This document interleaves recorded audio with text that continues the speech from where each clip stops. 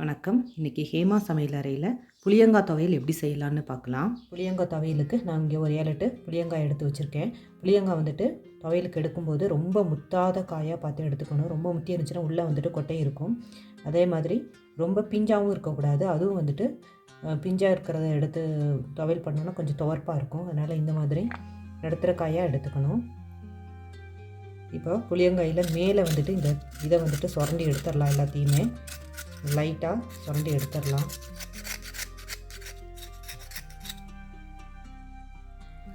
இப்போ நான் இந்த துவையலுக்கு நல்லெண்ணெய் எடுத்திருக்கேன்.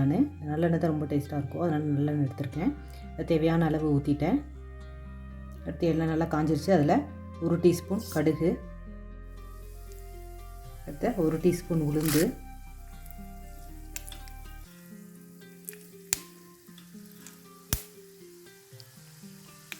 ஒரு டீஸ்பூன் கடலைப்பருப்பு,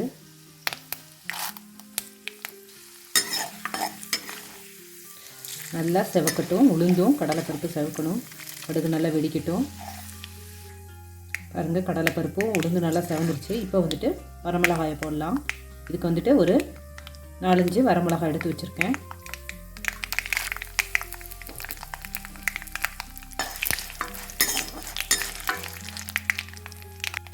அடுத்தது ஒரு 7-8 பல்லு பூண்டு, ஒரு துண்டு இஞ்சி, ஒரு 1.5 இன்ச் அளவுள்ள இஞ்சி எல்லாம் பொடியாக கட் பண்ணிவிட்டு இதில் போட்டு வறுத்துக்கலாம்.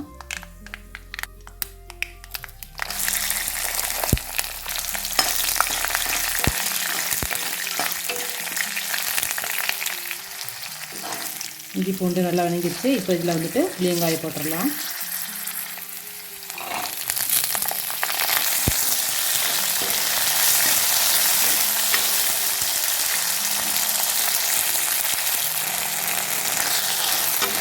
புளியங்காய் நல்லா வணங்கிடுச்சு. இதை ஆற விட்டுட்டு நம்ம மிக்சியில் போட்டு அரைச்சி எடுக்கலாம்.